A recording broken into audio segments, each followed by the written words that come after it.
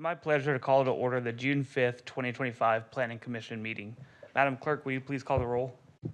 Chair Strickland, Here. Vice Chair Biddle, Here. Commissioner Brent Oliver, Here. Commissioner Cater, Here. Commissioner Martin, Here. Commissioner Neal, Here. Commissioner Core. Madam Clerk, next item, please. Pledge of Allegiance. Please stand for the Pledge of Allegiance.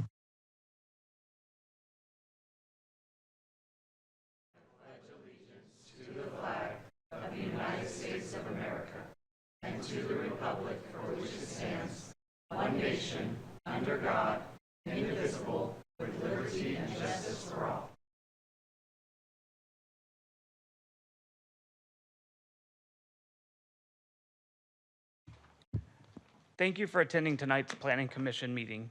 This commission provides an opportunity for public participation in the development process throughout the city of Bakersfield. The Planning Commission considers a wide variety of projects, including subdivision maps, zone changes, general plan amendments, and more. When applications are received, City Planning Division analyzes the request. Planning staff will present the facts about the project along with their recommendation to the Planning Commission, who will approve the item or make a recommendation as appropriate. Madam Clerk, next item, please. Public statements. Public statements are now received at different times depending on the item. I will call on Madam Clerk to call for public statements at the appropriate time, so please listen carefully for the correct time to speak. Non-agenda item 3A, public statements. Does anyone in the audience wish to address the commission regarding items not listed on tonight's agenda? If so, please come forward and state your name.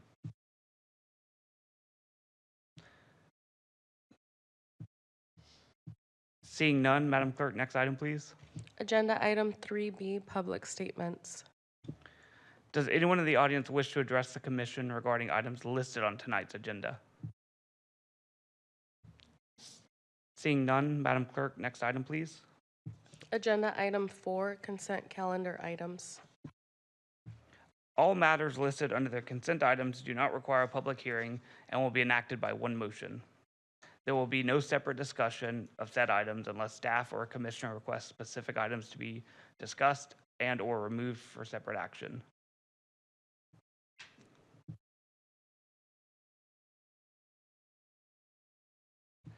Sorry, I got lost. May I get a motion approving consent items 4A? So moved. Commissioner Neal, do I have a second? Second. Commissioner Martin, please cast your votes.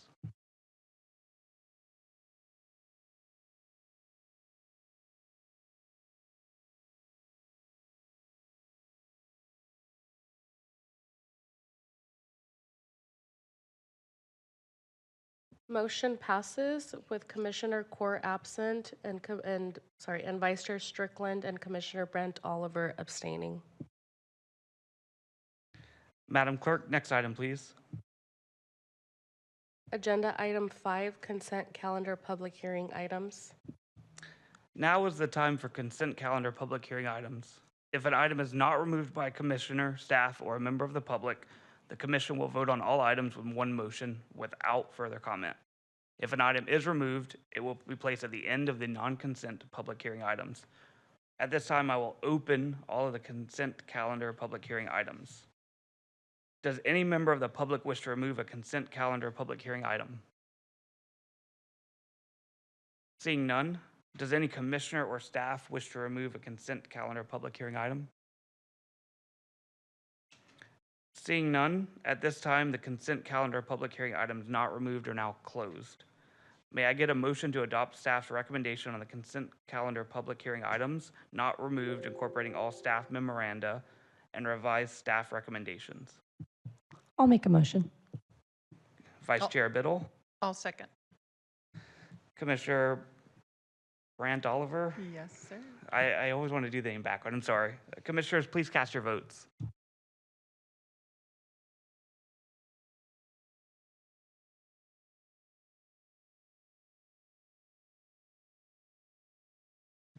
Motion passes with Commissioner Core absent.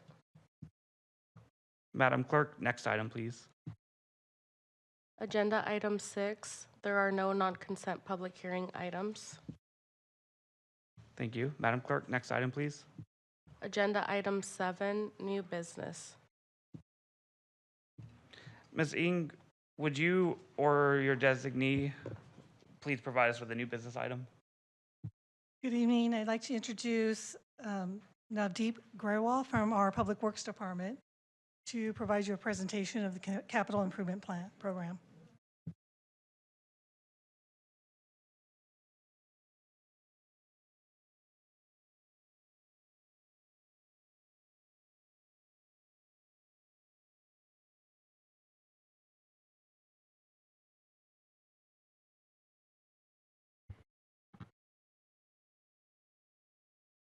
Good evening, Chairman Strickland, fellow members of the Planning Commission. My name is Navdeep Grewal. I'm the Design Engineering Manager. I oversee the Capital Improvement Program for the Design Engineering section of Public Works. I want to thank you for giving me the opportunity to present the City of Bakersfield's fiscal year 25-26 Capital Improvement Program. Moving on, here's a basic overview of the city departments that will have projects budgeted in fiscal year 25-26. We have Recreation Parks, Police Department, Water Resources, Arena Convention, Fire Department, and obviously the best one, Public Works. And moving on, here's a little synopsis. This isn't every project, for each department, but I'm just going to give a quick overview. Recreation Parks, they have their annual ongoing block wall repairs. They have Wilson Park Sports Court renovation and their park amenities and renovation improvements, which they call PARI. I did want to make a note on some of these projects. If you see in parentheses, it says PSVS, that means that project is either partially or fully funded with PSVS. Those are the only ones that I made a note for because it's important. The other ones, funding I didn't make. And one other thing I did want to point out is some of them you'll notice in parentheses it says design and some of them says construction. It just specifically means if we're funding the design or construction. So moving on, Arena, they have the Mechanics Bank Arena re-roof, and then police quarters, they have their headquarters flooding mitigation. Water Resources has several projects. They have their South Kern Oildale River Mutual Consolidation, Courtyard Infrastructure, Canal Storm Drain Fencing, Carrier Canal Headgate Reconstruction, and Plant Upgrade Evaluation. Fire Department has several fire stations. They're going to do a roof repairs at Fire Station 3, bathroom remodel at Fire Station 11, sewer line and generator switch at Station 4, and another generator switch at Station 2. Moving on to Public Works, I just want to give you a quick overview. This is an aerial overview of our Mesa Marin Phase 3 project. Although the client, it's Recreation and Parks, Public Works was overseeing the design, management, and construction of the project. So this right now is about 75% done with the construction. Moving on, a quick overview for street improvement type of projects. We have our annual ADA transitional plan, which basically improves ADA around city facilities, city buildings to bring them up to ADA compliance. We have our multimodal transportation improvements. And specifically pedestrian improvements, we have them at these 4 locations: 4th Street, Complete Streets Improvement, Southeast Strong School Improvement, P Street Improvements, and traffic calming allocations, which is at various locations. Moving along, street improvement widening, we have 2 specific widenings next year. One is Panama Lane and Allen Road. Specifically, that is widening the north side of Panama Lane and the west side of South Allen Road around what used to be known as the McAllister Ranch boundary. And another project specifically is Morning Drive from Panorama Drive to Eagle Ridge. And these widenings are basically to increase capacity, either add another lane or widen them to full arterial width. And the next one, street improvements at grade crossing. This picture right here is the at grade crossing at Panama Lane between Old River and Gosford Road. We're funding the design the first year, but essentially what we're trying to do is it's a 2-lane roadway. We're trying to widen it to full arterial with 6-lane roadway. I mean, construction funding will be funded in the future year, but right now we're starting with just the design funding. Moving along, here's a schematic of some beautification street improvement projects we're doing on this one specifically is 18th and 19th Street from L Street to O Street. The overall intent is in the future, we are going to improve 18th and 19th Street from F Street to Mill Creek Canal, but we're going to do it in phases. The first phase is L Street to O Street. Moving along, CDBG area, we have our curb gutter sidewalk improvements at Oriole Street and Alta Vista area.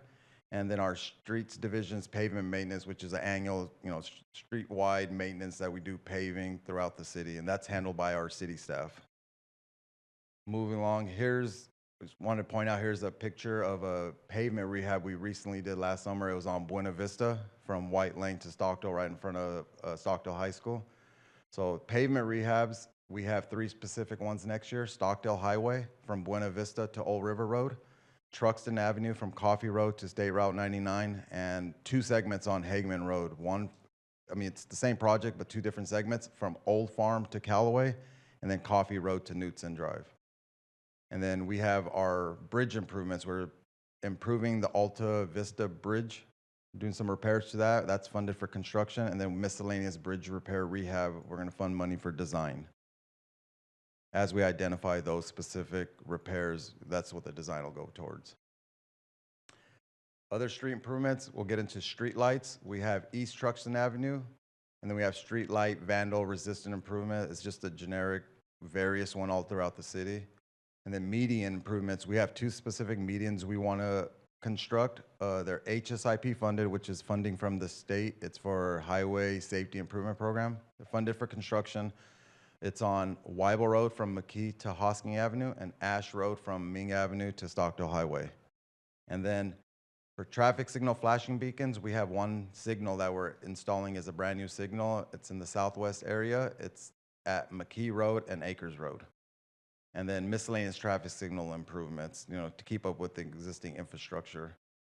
I did want to point out right here, when I created the slide, we have the landscape improvements, but that project, State Route 58 and State Route 99, it's not proceeding at this point, so I just wanted to make a note of that.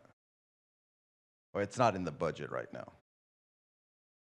Moving on to sewer storm drain improvements, we have sewer improvements. We're doing a couple of lift stations. One is a lift station at Fairfax at Palladino. Again, it was funded in a previous year for design. Design is almost complete. This fiscal year, we're asking for the construction fund so we could move on to that phase. Another lift station, the next 2 projects are only for the design phase. We have a lift station rehab at Gosford and McCutcheon Road, and then a sewer line improvement to do a parallel line on Buena Vista between White Lane and the treatment plant. Storm drain improvements, we have a lift station rehab at Chester at BNSF. Again, design was funded previous year. Now we're moving forward with construction. And then storm drain improvements in the downtown area, which is bounded by Truxton, L Street, O Street, 24th Street. We're trying to get rid of the Park Circle culverts to get rid of those and add normal flow, gravity, surface flow, to alleviate all the flooding concerns we have there. And then ongoing program to rehabilitate every existing sewer storm, facilities infrastructure. Moving on. Specific facility improvements, we have our 2 treatment plants. Wastewater treatment plant 2 is going to do a septic processing unit replacement, various plant upgrades, miscellaneous improvements, and a plant upgrade evaluation.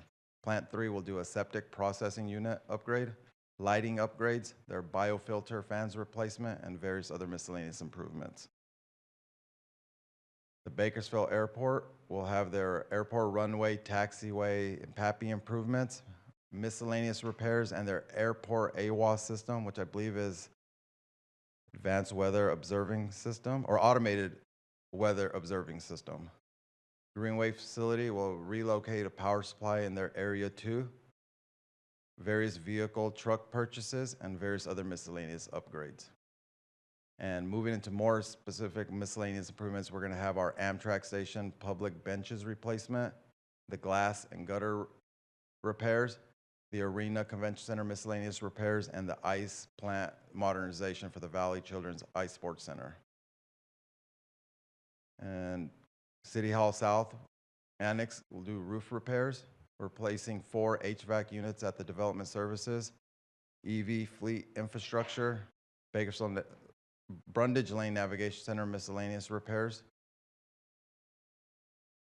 And moving on, this specific photo I was going to mention is we recently did the widening on Manor Street Bridge a couple of years ago. The widening was done, but because we disturbed soil out there, we were required through our permit to revegetate the soil that was back out there with planting trees, try to take the site back to basically existing before we did the project.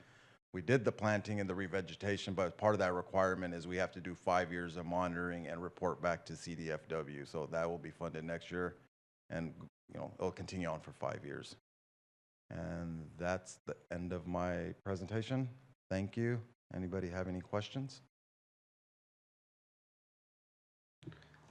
Just, Ms. Gallardo-King, is this just open floor for questions since it's a presentation? Yes, it's open for questions, and then we do require a motion to receive and file the report. Okay. I'm sorry, adopt a resolution.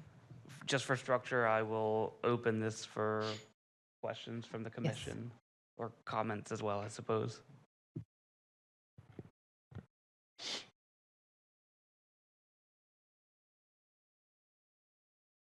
Nobody? I'm looking at the speaker list. Go ahead. We'll go back to hands only. Commissioner Martin. All right, thank you, Mr. Chairman. I guess the first thing I want to say is that right now, in looking through all of this spending, we moved a fair amount of money, roughly, this is for 24, 25. We moved $40 million from the fund balance to cover the cost, and that was just for last year. So essentially, that would have been a deficit that we would have faced. And so I'm looking at the spending, and I know it's a lot, and of course, council has to make these decisions, but I'm wondering, 38% of the total budget of $78 million, 38% is the water department. Does this play into the issue that we just recently have heard so much about with the sewage? And is this, that proposed potential $300 million that it's going to cost the city over time? Is that something, is some of this monies going to help offset that as we tackle that as a city? That's one question I have regarding water.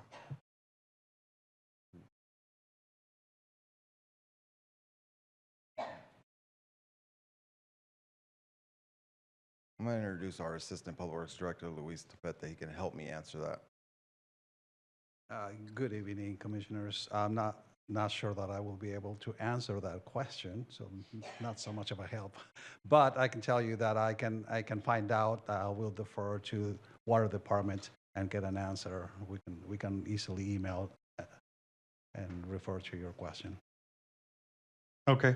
And also the South Kern Old River Mutual Water consolidation, the $6 million on that. Why is that cost so extraordinarily high? To my understanding, it's just consolidating and essentially putting two districts that are merging. Am I correct in that? And I guess I've got several questions, so forgive me if you don't have the answer now, but I'd like to have some clarification on that cost.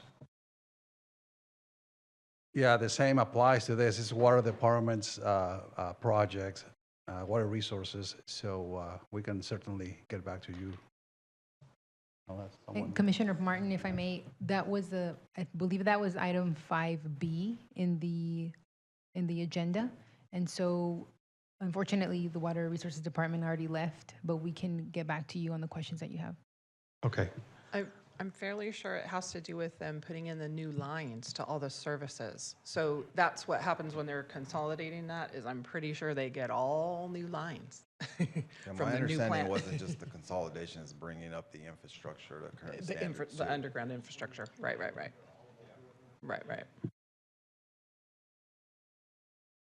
I guess I'll keep going just to get through my questions, but I'm wondering, with the $1.5 million water resource solar project, I'm wondering if for this project, what is the annual electric bill that this $1.5 million solar project is going to offset? So we kind of have an idea, is it worth it in the long run to install a large project? Again, I go back to when we are potentially facing budget deficits. And, one thing with government is not calling it a deficit, because we did have this money that was able, from the fund balance account for this current fiscal year. But that balance, that fund, to my understanding and reviewing city documents, is nearly empty. And so we have to, in any capacity we can, try to cut costs. We have a lot of staff. We have a lot of things that have to be done, public safety and so on. So my questions, I'll kind of keep bringing it back to that because I think it's critical for the taxpayers as well. But do we know what type of savings we're going to see on the electric bill, or what is this $1.5 million solar system going to be able to output, input versus output? Yeah, I don't have that answer right now, but I don't know if it's through a referral, but I can get that information back to you fairly quickly. Okay. Yeah, if I can, as I go through my questions, if I could, if I could just have them back, we could refer back to staff, at least for me, and I can't speak for my fellow commissioners, where I'm comfortable perhaps in voting on it. I'm going to go into the aviation fund too, right? We have $3.8 million in upgrades on aviation. And I don't know this, but I wasn't aware that, do we have any commercial flights that come in and out of the Bakersfield Municipal Airport? I don't believe we do, no. No, sir. Okay. It doesn't operate the same way as Meadows. Okay. And so essentially it's just for private aviation. I believe so, yeah. Okay. And so, do we have any numbers? And I guess I'm just saying, because if it's not private, if it's just private aviation, if people have planes, which that's wonderful, but, how many planes take off there? And I know I'm getting into the weeds here, but how many planes take off there? How many land there each year? How many are stored? I understand how that works with property tax.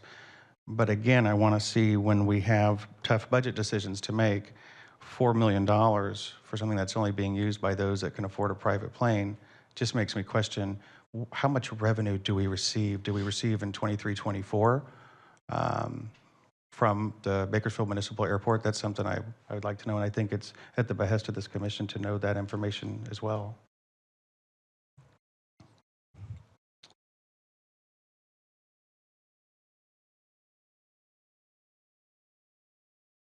And you want to know for 23, 24?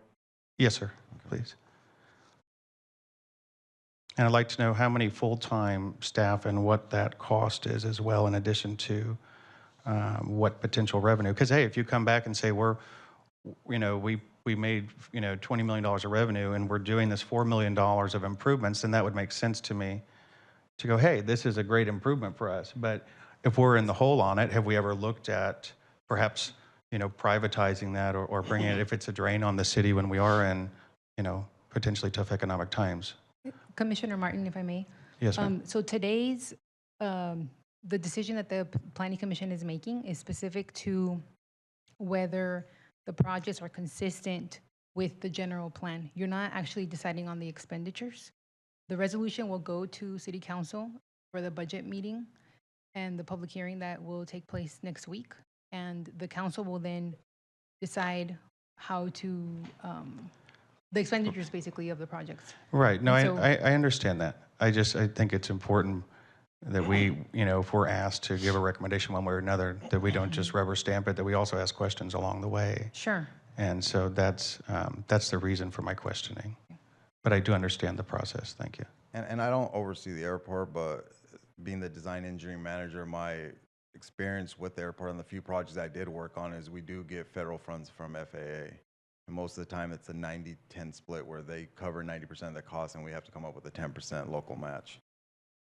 Okay, no, that's very helpful. And then I guess I wanted to bring up, I've got two more things, and I'll let my other commissioners ask their questions. But the repaving on Truxton from Coffee to South Route 99, and I understand that this is funded through Senate Bill 1, which is terrific because it's 100% match. But I'm curious, because I drive that each and every day, and to me, perhaps not for others, but to me it seems like a pretty darn good road from right there. I don't know if anyone else drives that, but it seems fairly good for a $5.5 million project. I'm just wondering if we evaluate how we came up with this project to be one that was done, and if we also, and what were some of the other projects perhaps in consideration? Yeah, so the city of Bakersfield, between design or engineering and our streets maintenance division, we operate our pavement management system. So it's a software, it's known as Street Saver, which helps us evaluate our paving. So like right now, our current PCI, I want to say, is about a 65. So the PCI is a pavement condition index. We score each roadway. So right now we're focusing on roadways that are 50 and below. I believe anything under 65 is starting to fail. And a lot of the times is on these roadways is we see the top layer and we think it's not in that bad of a shape, but it's what's underneath it. So a lot of the times to hold the roadway through, streets maintenance may go in and grind off the top 1 inch and pave it to hold the top layer driving surface together for a few years while we come in and actually reconstruct the road. So a lot of the times that's what happens is you see the top layer and it looks good, but the problem is underneath. So right now what we're doing is we're going to rip it out, 3-4 inches and repave it back, and it should give it a 25-30 year design life. Okay, that's helpful. For the ice plant modernization, so $2.9 million, I'm curious because it built in 2003 with a 30-year life expectancy, which means 20 to 30 years, which means we'd have 5 to 8 years really left. And in the staff notes, it mentions that it costs the city roughly $10,000 annually for these different repairs that need to be done. And at a $2.9 million cost to the taxpayer, that would take 290 years to recoup the $10,000 roughly annually is what we're saying that the repairs cost. And so I was just wondering if you could, or jot it down and someone can get me an answer later. Is this really an investment that we want? Also, are we getting revenue from that? Do we manage that facility? Or are we just in charge of maintenance? Okay, I'll get the answers and get back to you. Thank you. Finally, the very last thing that I have is the bridge at Manor. So this is listed as an item at $688,000. But when you read into the staff notes, it's also it specifies that, quote, the litigation for the city, the city is in litigation with the contractor, and that potentially the city at this point, staff is proposing a placeholder of $6 million. And so my question is, obviously there's some litigation here, and it looks like the way this language is written by staff, it appears maybe the city might lose. But I'm wondering, does this $680,000 include this $6 million potential allocation? And who's responsible for this $6 million liability, the city or Caltrans? So that, even though it's the same project, it's two different issues. The litigation has already been settled. We went to mediation, and that's already been settled and paid out, and Caltrans is going to reimburse us 88.53% of all costs associated with it. The money that was put there was a placeholder because we didn't know when we were going to get the money from Caltrans. We're still working with them. We're hoping to get it by this fiscal year. If not, we're going to get it in spring of 2026. Okay, so that was in case we had to cover our local match to pay the contractor. Okay, so then we would potentially be reimbursed 88% of the $6 million roughly? Yeah. And the remainder, potential balance is the $688,000? Yes, our local match, yeah. Okay. Yeah. All right. Well, thank you for staff, everybody's indulgence in my questions. I look forward to seeing them, and that's all the questions I have, Mr. Chairman. Thank you. Thank you, Commissioner Martin. Commissioner Cater? Thank you for the presentation. I just had a couple questions about looking through the report provided. If you could talk a little bit about the city's strategy in lighting improvements. I noticed there's a few projects to increase output of light, provide better light on our streets. Is that something that's being looked at citywide and incrementally updated, or what is the city's approach to? I noticed there's some downtown improvements, and then there's also a few corridors listed. But are we looking kind of worse offended, low light levels and tackling those first, or what's the city's approach on that moving forward?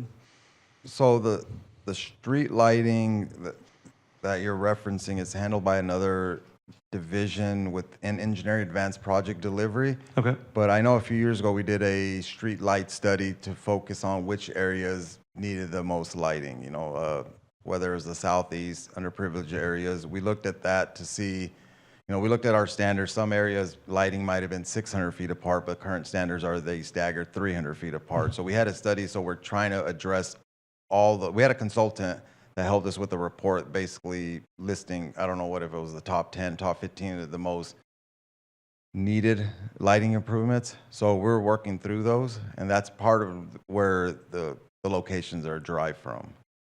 They're not random selections, but if you have a specific question, I could find out from Paul Archer. He's the manager in charge of that division that puts these projects out. I guess like, the question would be more general. Is that an ongoing project that the city is committed to sort of working? Because Yeah, we've been working on the street light study. I want to say since since the 1920 fiscal year, 2021. So it's been going on for about 5 years. Okay, perfect. Yeah. I was able to look at a report, I think that was done a couple years ago.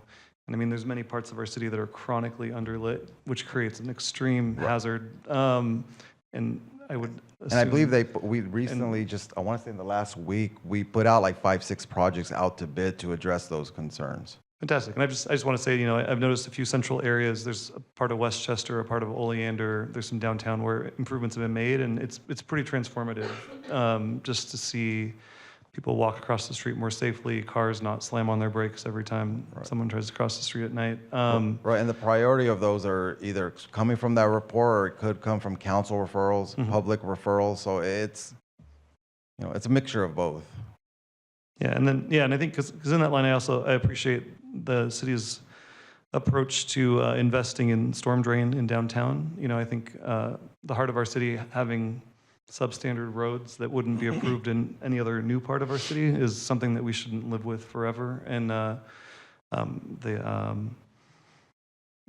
if you ever walked across L Street and 18th and seen a herd of cats come out from underneath you when you cross the street, it's probably not the best way moving forward. So it's exciting to see. So is that project in design this year, or will improvements start being constructed? We already had a consultant on board. I believe they're supposed to be done with the design at the end of this current fiscal year. And then when the construction funding kicks in on July 1st, our intent is to put that out to bid. Fantastic. And it will be done in conjunction to the street improvement project that's also happening in the similar area, or are they different we're projects? coordinating that. So that's the one on 18th and 19th. We're working with Caltrans. That one isn't going to go out to bid as soon because we have to apply for the funding allocation through Caltrans. That's at least a 90-day process.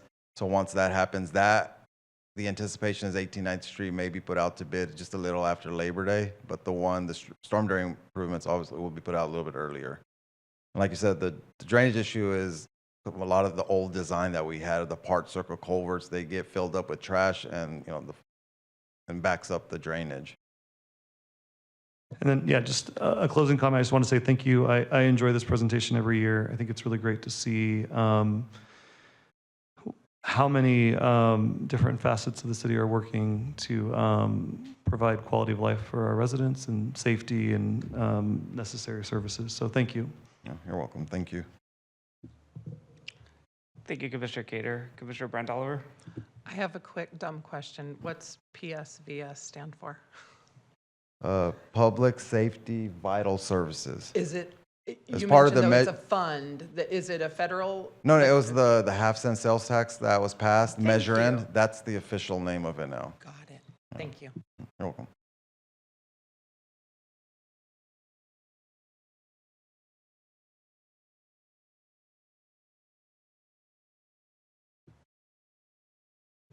Commissioner Biddle?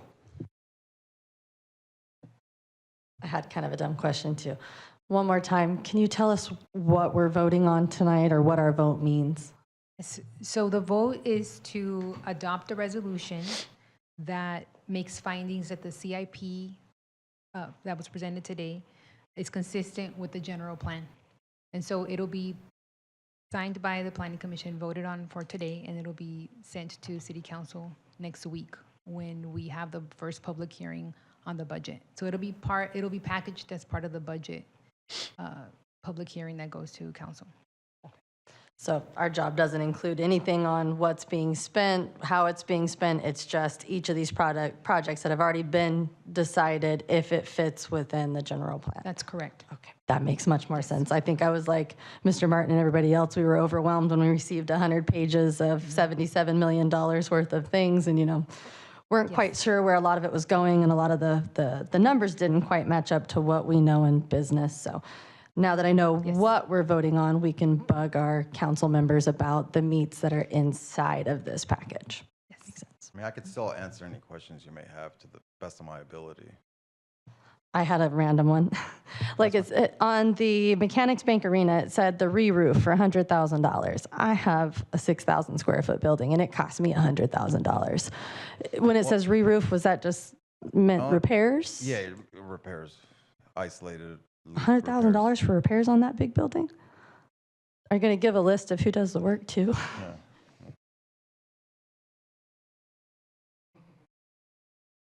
Thank you, Vice Chair Biddle. Okay. I had a couple of questions. I'll try and toe the line in between Commissioner Martin and this. I had a couple of questions on PSVS within the package. There's two different funds referenced. There's the 3120 fund and the 0140 fund. Ms. Garter-King, could you explain the difference between the two funds to me? Which funds? For PSVS, then inside the 100-page document, there's two different funds listed, both as PSVS. There's a capital outlay, and then there's the 0140 fund. I'm sorry, I don't know the difference between those two funds. I don't know if Does Any other staff anyone from the member would know? city know the difference in the two? No. we can find Okay. out though. Yeah, I can find out and get Yeah. that answer back to you. Yeah, because it was a little hard, so I'll just make my comment on the report. It's a little hard to go through the report because they're not grouped in funding. They're kind of grouped sort of by department, but also by funding again. So it was hard to track through and, when we talk about, does this fit with the general plan? Does $250,000 to a walking group out of PSVS, does that fit with the general plan, right? I think there's an argument to be made, maybe not, or I guess a follow-up question to that is, who's determining where the funds are coming from, right? When we say PSVS should be funding a shade tree canopy advisory group, where does that determination come from? Can you repeat the question again? So I think, I don't want to scroll forward endlessly, but I think there's a $150,000 budget requested on the CIP for PSVS funding for a shade tree canopy group. What makes that a PSVS use of the measure end funding? So my understanding from PSVS, it has to qualify for like safety of life improvements, infrastructure. It's not used for everything. Like we don't use PSVS for sewer infrastructure. We're not using PSVS for traffic signals. So it's specifically for those categories. So those requests would come from each department. We'd make our request for PSVS requests. So I could have made a request. I think I made a couple this year, but due to the budget, the priority is set based on which project is going to be accepted. So that shade canopy more likely came from Recreation and Parks. It did? Yeah. So they would have put that request in, and Okay, yeah, I think, I don't know, this is more of a comment at this point, but yeah, if I look at PSVS, it's renovating pickleball courts, it's enhanced tree canopy, it's a walking group, funding a walking group that, again, it does start to look like just a bucket of, I don't understand where some of these are capital improvements versus, some of it's re-roofing, right? Some of it's flooding, some of it's shade tree. It's just hard to track, who's assigning these prioritizations. And I think that's the number one complaint I hear is that PSVS is turned into funding everything that doesn't fit. So that's really all I had for PSVS. I had kind of a more detailed question, and again, this might be for Ms. Gallardo-King, but in your presentation, you had a lot of construction projects, and then you had a lot of design projects. Are any of these progressive design builds, or are these straight 30% designs, and then a new contract for 60%, and then a new contract for construction? no, there are traditional design bid build. Okay, so So some of the majority of the projects will design in-house. Paving, Okay. traffic signals, medians, we'll design in-house. My staff will design them, and when I stamp and approve them, then we'll put them out to bid. Okay. Accept the low bid. If it's a responsible contractor, then we take it to city council to approve. Okay, all right. But do we? Design build is very rare when we do that. Yeah, that's what I was asking, right? Does the city of Bakersfield do design build, or is it We just do, traditional in my build? 20 years I've been here, I used design build when we did the Fire Station 8 remodel right across the street from BC. Sure. Okay. Yeah, I was just asking in my private practice, that's where we're seeing the industry start shifting towards is, It's usually more traditionally on facility type of projects where you don't correct. have a lot of as-built, not a lot of information. So that's it's the more efficient way to design a project. Okay, cool, thank you. And then this might be just a question you don't have an answer to, and it's more of a general question, but what we typically see in the industry for municipalities is we put together CIP budgets for projects, at 77 million, and we get to the end of the budget year and we look back and we didn't spend all of it, right? We were unable to fully complete the projects we put forward in CIP. So now the next year we try and rebudget it again, but costs have gone up. Do we know overall how City of Bakersfield track record on spending CIP money is? Do we have a success rate we capture for, if we budget 100 million, do we spend that 100 million? So our intent, I know my policy is try to, whatever projects we budget, my goal obviously is always to try to encumber every project by the end of the fiscal year. Unfortunately, sometimes that doesn't happen. Priorities change. We lose staff. It's hard to fill staff. But for those that we don't, like if we get to a project where I know I'm not going to complete it, we may not carry it over. And then we'll worry about it in a future year when I'm ready to do it. But majority of these projects, like the lift stations, for example, that I had mentioned, like Fairfax and Palladino, it's at 95% complete with design. So we may not have it encumbered at City Council by the end of June 30th, so I'm going to carry that over. But immediately in June or July, August, it'll be awarded. Okay. So, but the goal of my division goal, I'm assuming every city department goal is to try to encumber the funds that we budget in that same fiscal year. Sure. Do you know offhand, is that like a 90% success So rate? usually mine is around 75, 80%, Sure, but it also depends on the type of project. Paving projects, we get done in the same year because we have a tight window. We got to pave between May and October. So we get that encumbered by the same year. Traffic signal, median projects, but sometimes a lift station, it's a very complicated design. It takes a little bit longer. Sometimes there's coordination, there's other things that are involved that are outside of our control. So those sometimes don't get awarded by the end of the fiscal year. Okay. But majority are like bread and butter, paving, traffic signal, median, street widenings. Those are straightforward. We usually get those budgeted within the same year. Okay, cool. Thank you. And then I think I've got, it sounds worse than it is, 3 questions left. I had a question on the Mechanics Bank Arena, Dignity Health Arena. I saw that there's $100,000 for the roof repair, right? Which it looked like it's buying materials for future upgrade as well, right? The PD seemed to describe that they're going to be buying some materials for future projects and then also paying a contractor to do temporary patching now.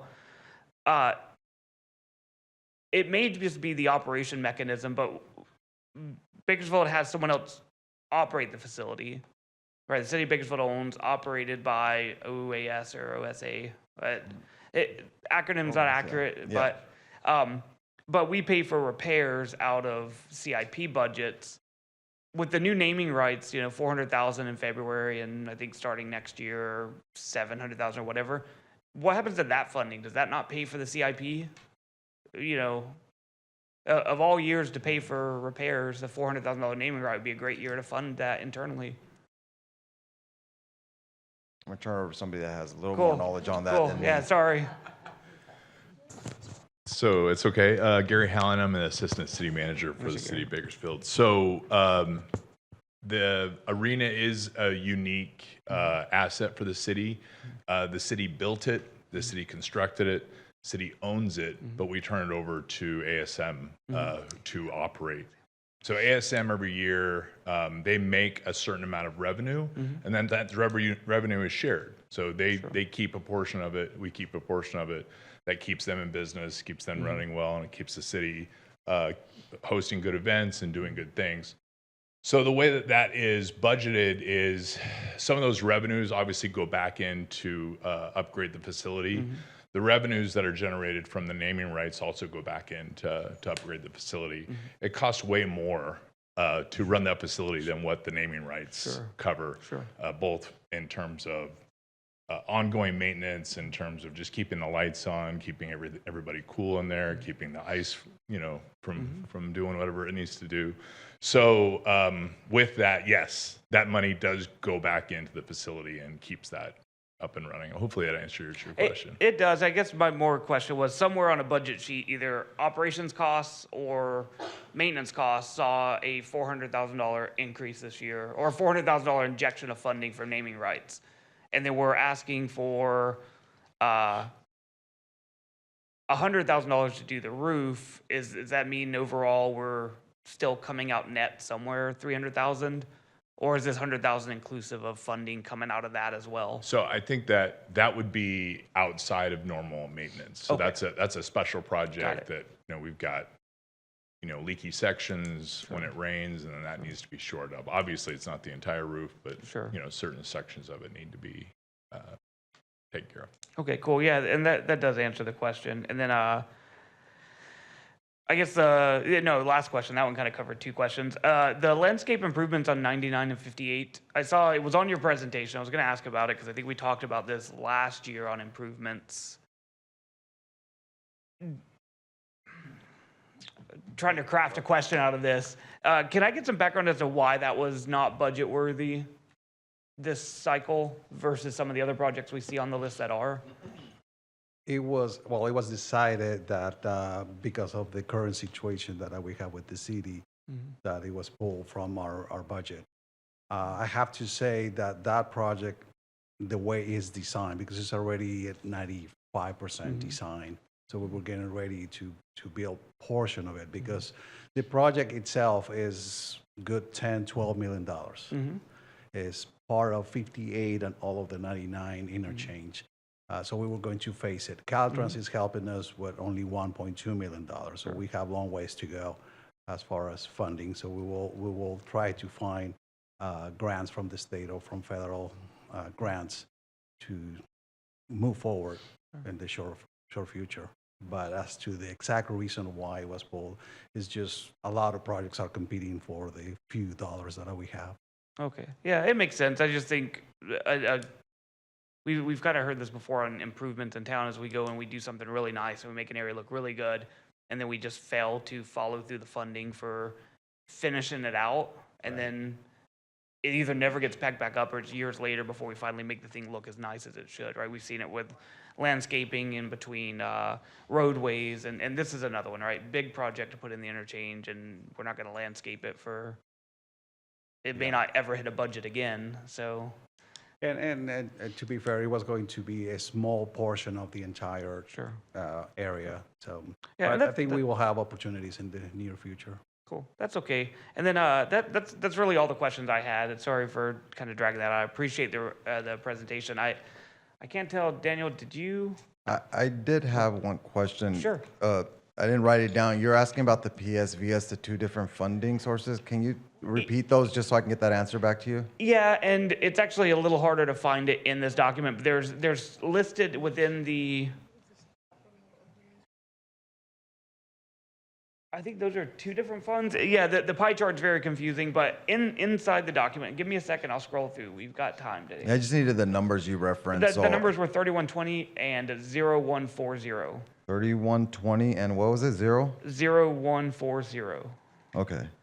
Yeah, and I couldn't tell the difference. One's the PSVS Capital Overlay Fund, and the other one's the PSVS Fund.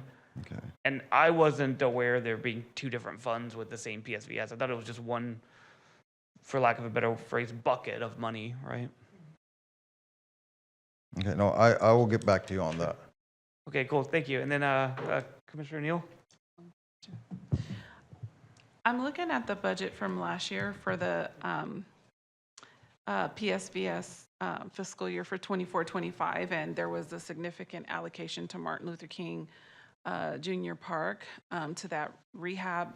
I don't see it in this year's budget here, and I just had a question about, what's going on with that, and is there going to be money allocated to that this year?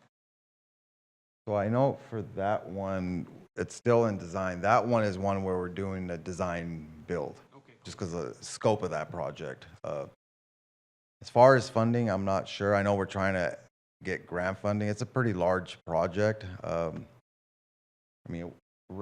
Recreation Parks isn't here. I could get that answer for you, but my understanding was it was a pretty significant $80 million project. So And I think to address the why was there a large increase in funding, last year we were encumbering a lot of the ARPA funds.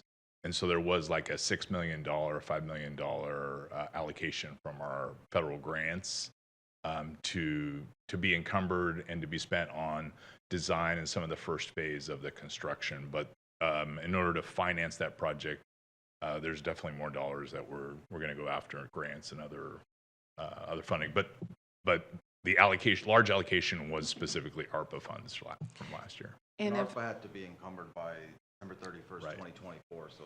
got it. And if that project is still ongoing and we still need funding, why isn't it showing up in this budget proposal? I'll find out for sure, but that design, it's like a 2-3 year design. So we may barely be at 30%. So my assumption is even if we put funding in now, the design still wouldn't have been done by June 30th of 2026. So I know we are going after, we tried CDBG funds, there's other federal funds. There's significant funds I know Parks and Recs is going after to try to, fully fund that project. But the design is ongoing. Okay.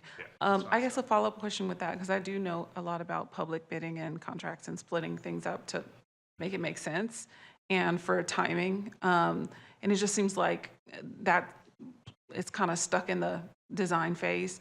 And I'm just wondering, has the city considered what portions of that project it can parse out so that the whole thing is not stuck in design for so long? And if that's the case, could there be money allocated from this budget cycle towards that project? As far as the project, I know we're trying to do like additive alternates, like focus mainly on the park, and like the administrative building is something that could be done as an additive alternate if the bids come in favorable towards the city. But as far as why funding, I'm just assuming it's the tight budget situation we're in this year. And I think just to make sure I understand your question is, there's not an allocation to MLK Park in the CIP budget. And I think it's because it was previously allocated. A large allocation was last year, and they're still spending that down. That doesn't mean that things aren't happening. They're still, finalizing the design, planning the phasing that Mr. Greenwald had talked about.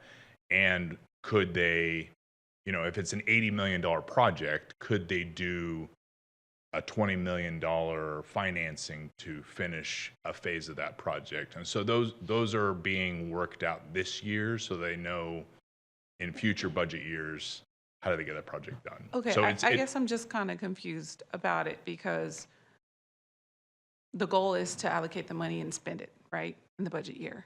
So why isn't there a goal to allocate money and spend it in this upcoming fiscal year? Because they're still spending previous year's money. So they don't need to recognize new money because there's no new money. They're still spending that $6 million allocation from a previous year. For the design. So, I mean, if we're not going to get, so I'm just going to make an example. If they were to put $10 million in construction, if we're not going to get done with the design this year, it's not going to get bid out till, say, next fiscal year. That money would just still sit there, wouldn't be spent this year. Right, but we also are in an environment of tariffs and price escalations on commodities, and the way that I know that it can be done is if there is urgency on a particular construction project and it's still in design and it has to go through some regulatory hurdles before that can be finalized, in the interest of keeping the cost of the project now is going to be very different from the cost of the project a couple years from now, and we already can't afford it. So why isn't there some thought around working on the front end with the engineers and the designers about maybe procuring some of the things that you're going to need that are just going to continue to escalate, like regardless. Right. So that's how it's handled in the public world. We try to procure those things that we know we need, especially if there's a long lead time on a lot of things. And that money comes out of the now budget while we're still in. So I don't understand why it's not been phased out in a way where we can maximize what we're allocating towards that project to actually see it physically making those steps to actually move it forward. It just doesn't sit well with me or make sense that if we have a project, we've celebrated our commitment to this project, and we don't even have enough money for the project, why we would get a budget proposal that doesn't have something allocated to it.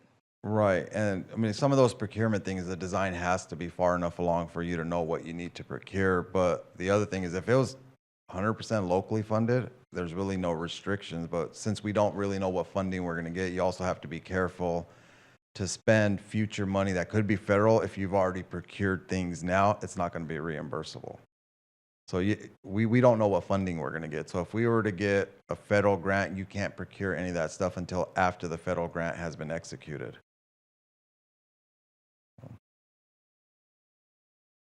I mean, I'll give another example of the project I have. We have a sewer project we're replacing on Panama Street. It's by 34th Street. It's just one of those ones where far enough along design, and in design, we realized we had to have a lot of coordination with the railroad. The intent was to fund construction this year. We decided to kick it out another year because even if we would have put the money this year, it wouldn't have been spent. We know we're going to have about a year of coordination with the railroad, so it'd be better if we budget that next year when it'll actually be spent.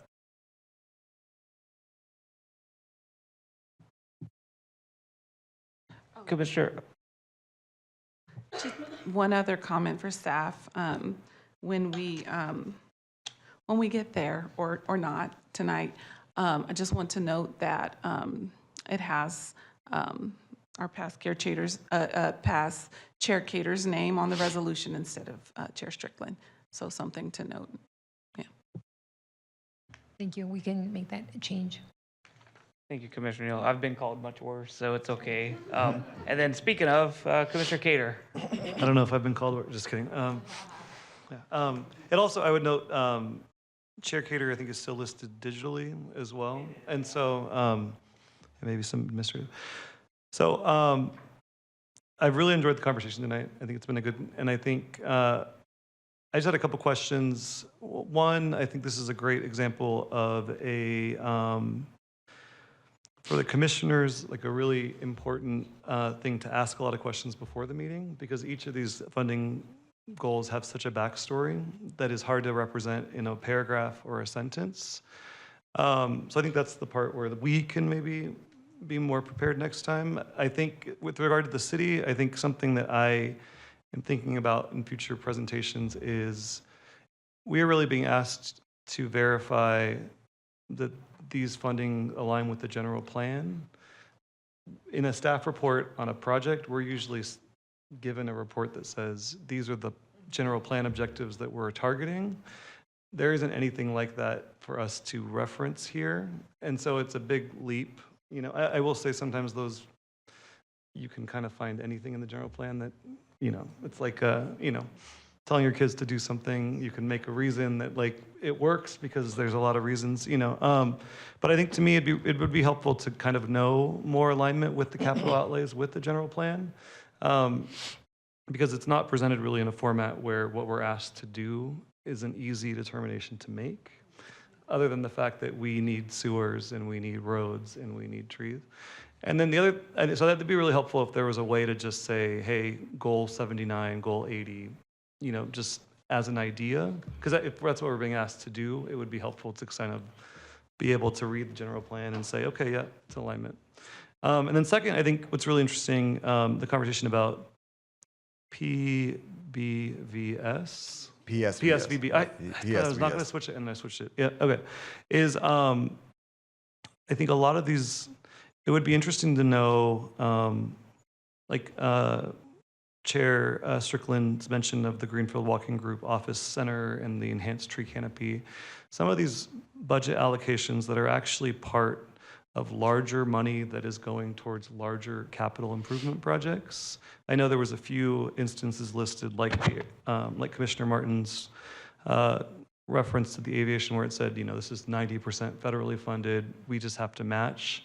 Because I do think it's interesting to understand that things like the public service and vital safety measure have allowed us to go after funds that we previously were not able to go after. Like I'll say, this is now I joined the commission in 2018, which was before PSV, and the capital improvement budget was a lot smaller, and the conversations were a lot more dire, like, can we keep lights on, can we not? And so I do think understanding how things that seem in isolation, why would we be going after this, are actually parts of a strategy to resource the large, and I think the federal, like just that one line in the federal money was really helpful. This is 95% federal funded.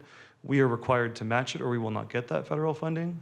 Because to me, that is a more transparent conversation of why we are funding these things. Because, to me, that says, as the 9th largest city in California, would it be unnatural? Would it be assumed that we would not have a municipal airport? Okay, if we have to have a municipal airport, does it make sense for us to pay all the money for it, or can we resource other? It's a better path towards the why we're funding the 200,000 if we know that the 5.5 million is coming from other sources that we couldn't get if we didn't kind of put investment in. I don't know if that, Commissioner Martin, but to me that linking that story to me is really impactful on some of these items that seem in isolation kind of like a question mark, like what's the origin story of the tree canopy? There's probably some requirement that links to money that goes towards what we would consider vital services, that if we don't have that, we can't get that, So I don't know if that is something that's easy to transcribe or if that would basically be a whole year's worth of work to put the document together. But that kind of information would be really helpful. Yeah, and just like you're talking about the federal funds, I'll give you an example. I went back to this slide, like Stockdale Highway, Buena Vista Road to Old River. It's funded with gas tax, but we're gonna design, so every 2 years, the federal government, when they pass their transportation highway bill, there's a certain amount of money that's allocated, throughout the state. Kern County, we get a certain amount. It's split up by population. We get the most amount, us and then Kern County. So this year, we were doing California from Stockdale to Real. Next year, for 25, it was supposed to be Ming Avenue from Buena Vista to Gosford. We advanced that project so we could do both of them in 25, 26.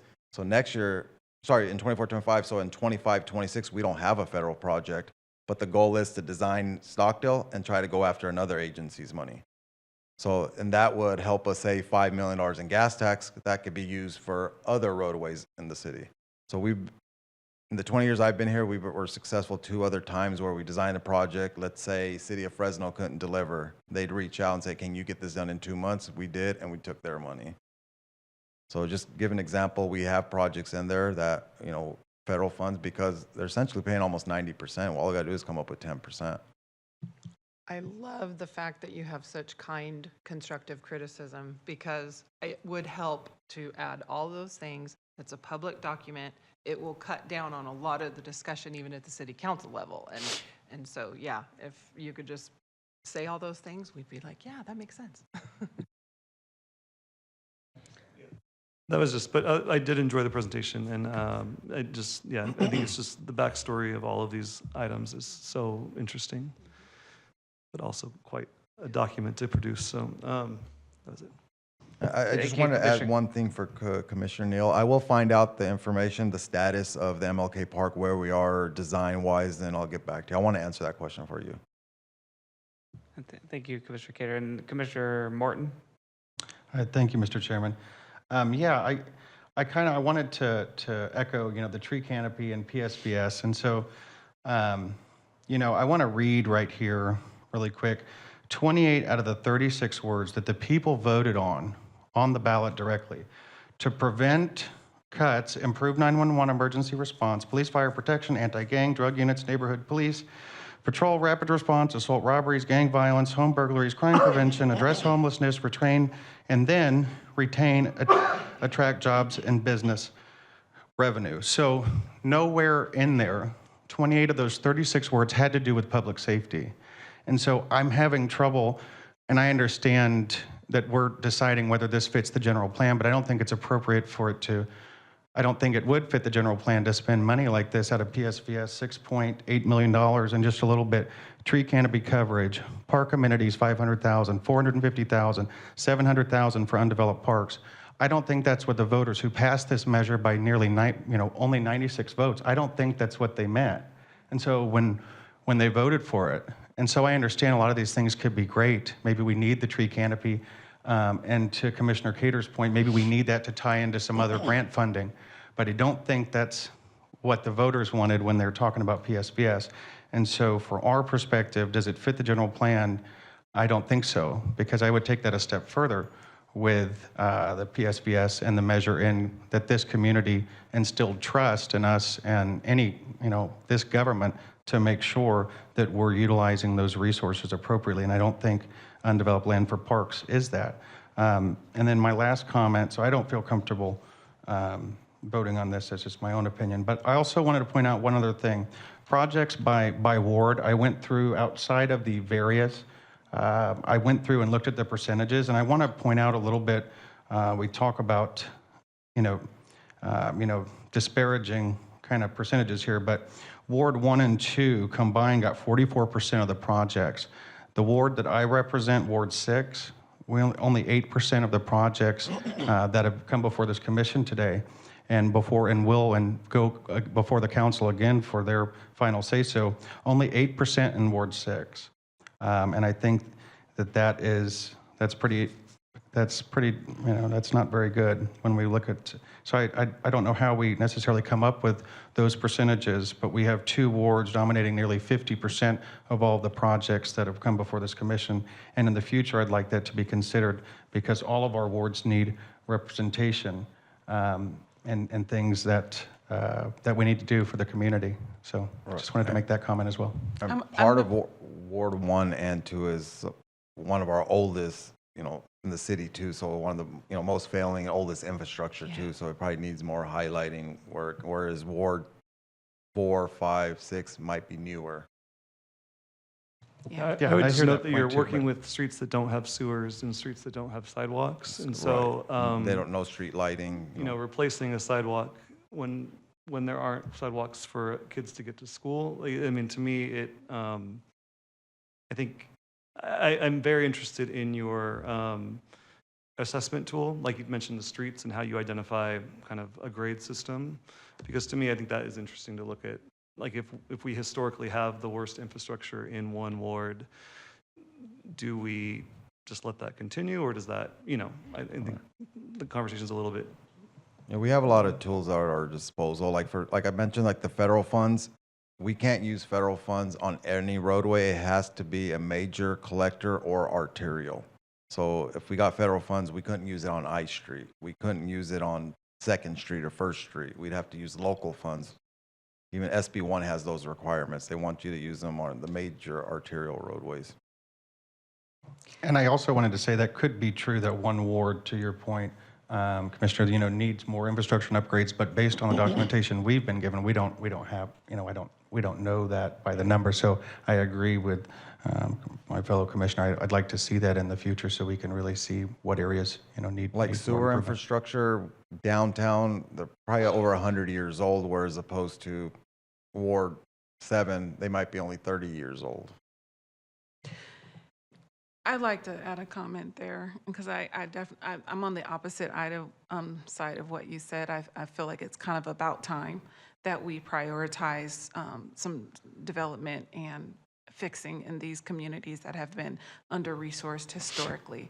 And so I like seeing the amount of work that's going into those communities. And I live in Ward 6, and I was really upset when I drove home one day and saw them putting beautiful flowers in the median when I know that there's unsafe streets in my ward that I represent. And I'm feeling like that money could go towards something else. But it might be a different pot of money allocated to a different thing.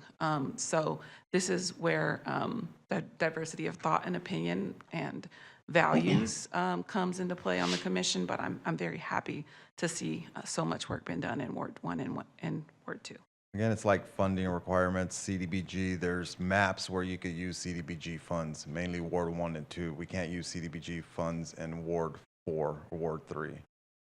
There's certain requirements.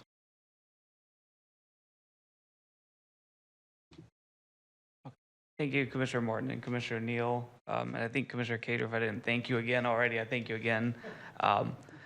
So again, thank you for the presentation. I would like to, just to get us a little bit back on task, appreciating the comments and opinions and perspectives. I think what's in front of us is not the budget. That's luckily something we don't have to deal with. And the questions around determination of funding sources are informational, but not a determination of what's in front of this commission. So with that being said, do I have any nomination to adopt staff recommendation for approval?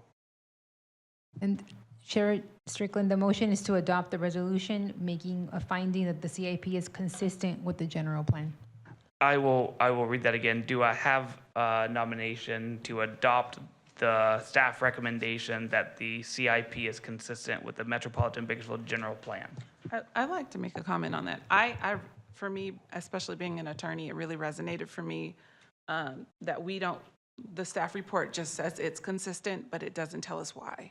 I'd like to see a revised staff report telling us why this plan is consistent with the general plan, and before voting on this, and that would give us time to hear back on the items where commissioners had questions for tonight. So I'd like to move that we refer this back to staff and for a fuller staff report. So council vote, but And I understand that there's a timeline for council on these things, but this is where I get a little bit frustrated with things being brought to us and folks expecting us just to rubber stamp and accept what's presented instead of actually taking into account our comments. So I think it would be a good idea for the commission to hear from staff why each of these items is consistent with the general plan. So my motion is to refer it back to staff for a fuller staff report on the matter, and then come back with our questions answered, and come back to the next meeting and vote on it again. 1 second. Ms. King, could you advise what the motion here is? well, Commissioner Neal made her motion. I mean, the commission can vote on that. My only comment would be that, generally speaking, the resolution goes with the packet that goes to the budget meeting next week.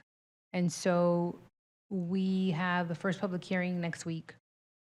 We would need to have another meeting on the 19th, planning commission meeting, and it just would be this one item. And then it's gonna throw off the hearing because it's not gonna go it's not gonna go to council next week, but we can come back on the 19th if that's how the commission votes. And just for my clarification, should the vote fail, is there a secondary vote? It would be the fallback, which is the staff's recommendation. Understood. So Thank you. the last motion goes first. So if the motion is Commissioner Neal's, then we can vote on that right now. And if it fails, then we can vote again on staff's recommendation.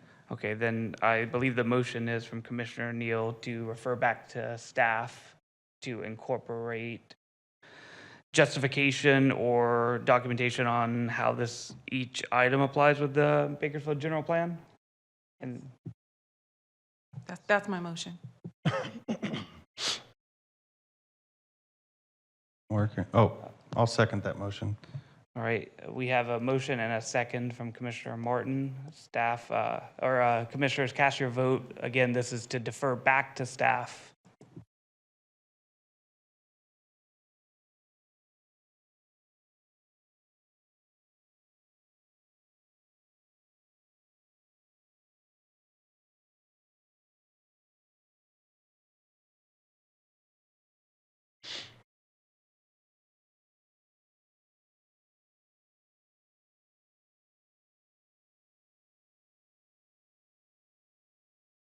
Okay, so the motion is tied with Commissioner Cater, Chair Strickland, and Commissioner Brent Oliver voting no, and Vice Chair Biddle, Commissioner Martin, and Commissioner Neal voting yes. So a tie is a fail. You have to vote again for the main motion, which is staff's recommendation. Does that need a motion, or are we default voting in favor of adopting? Well, we need a motion. Okay. Yes. Then do I have a motion to adopt staff recommendation to accept the CIP as consistent with the Metropolitan Bakersfield General Plan? Looks like the motion. Chair Cater? Oh, Commissioner Cater? I'll second the motion. Seconded by Commissioner Brent Oliver. Give me just a minute, I need to clear the votes. No worries, we're not going nowhere.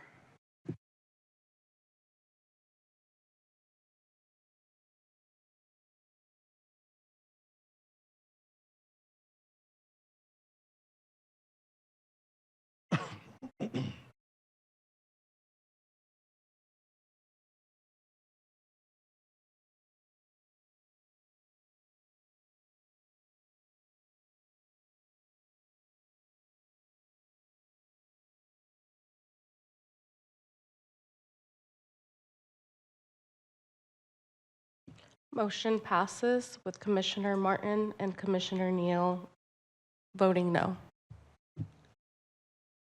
Thank you, Madam Clerk.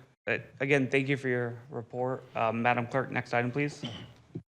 I just want to say one thing. If I didn't answer all of your questions, if you think of anything else, please send me an email. I'll answer any questions you have. I mean, my email is it's ngrewal@bakersfieldcity.us.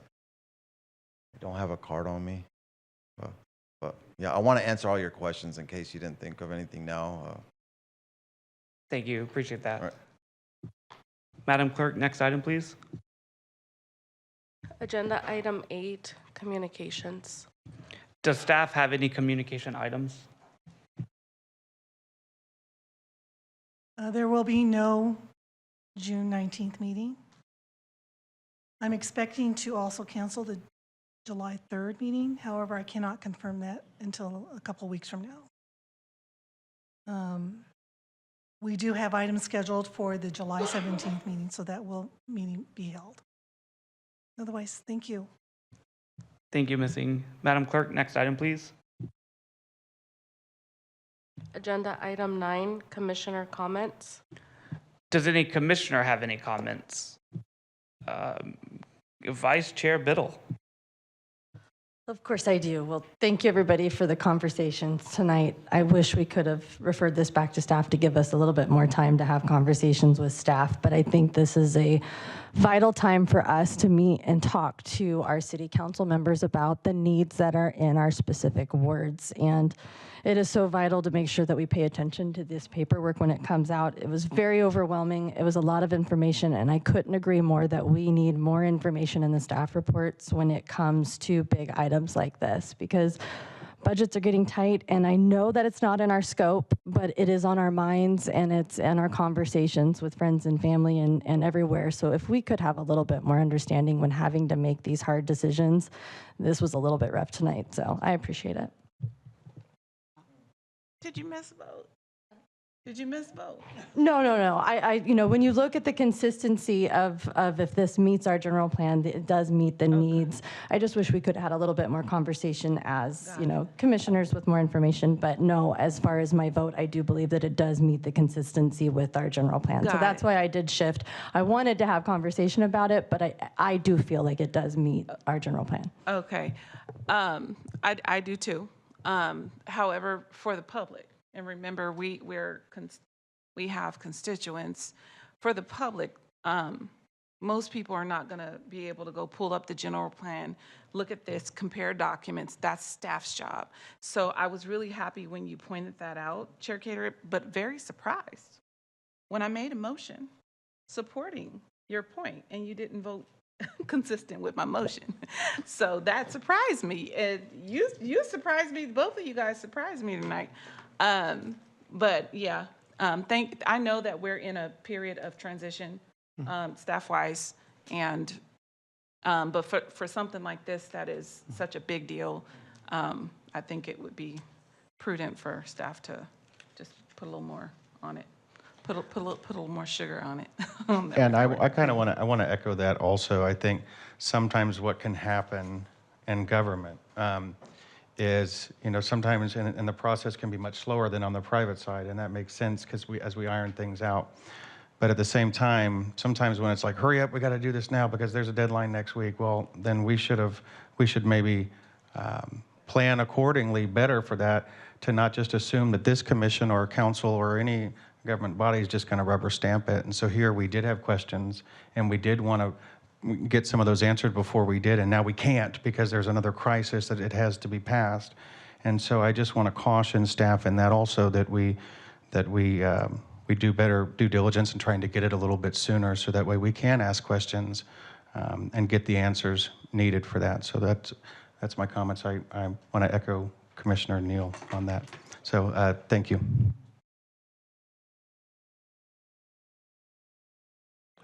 Okay, I'm sorry, I have another comment. And I think that this is something that really bothers me as a commissioner is the expectation that whatever questions we have, that we present them directly to staff always before the meeting, and not actually open it and ask the question in an open meeting.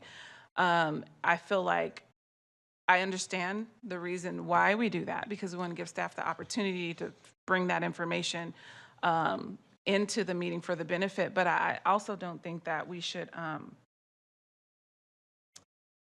make it seem like a commissioner is not doing a good job if they ask questions in the meeting. So I just want to say that and put that out there, because I think different commissioners in my short time have had different approaches.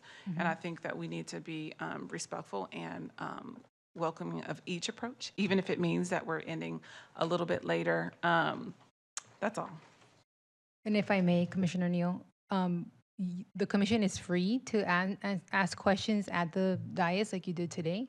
The only risk is that we may not have all the answers. So, for example, for tonight, there were a lot of questions that we did not have the answers for because it's from another department. And so we were going to do our best to answer those questions to you and get back to you. But unfortunately, we don't have the answer for you right here and then. And I know that you want the answer when you're asking the question. So we will do our best moving forward. Obviously, we are receptive to questions beforehand, but obviously during the meeting as well. And I'll just say, thank you, Commissioner Neal. I think I would say this is one of the more comprehensive capital improvement plan. Like if you looked at the one from 2018, it was like a 5-point PowerPoint that said like we're funding. It was a lot more basic. So I appreciate more information. I would agree with Ms. King that the times that I have asked things on the spot, I have been really unhappy with the answers I've gotten. The time that I've asked in advance, I feel like the why is more understood.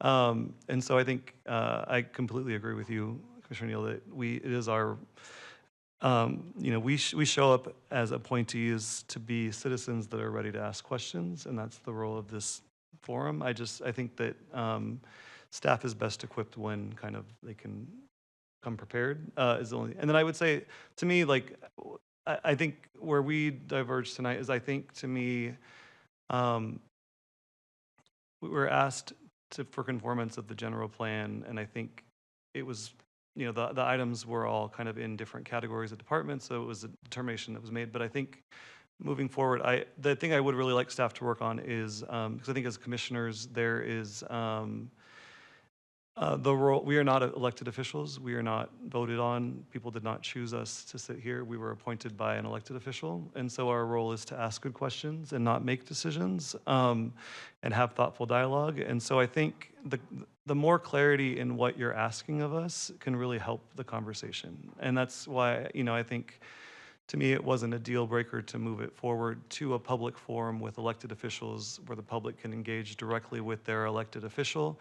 I was comfortable making that decision, but I do think that we receive staff reports that align applicant projects to general plan items. And I feel like that could be a really good forum for future capital improvement conversations if really all you're asking of this commission is to say, here are the items within the general plan that we're trying to address through these programs, if that's really the extent of what we're being asked to talk about. So I do think that's something that, even though there is we all were not a united group on the approach forward on this years, I do think in future years that could be a really helpful resource to, for a clearer conversation, because, but thank you all, Thank you, Commissioner Cater.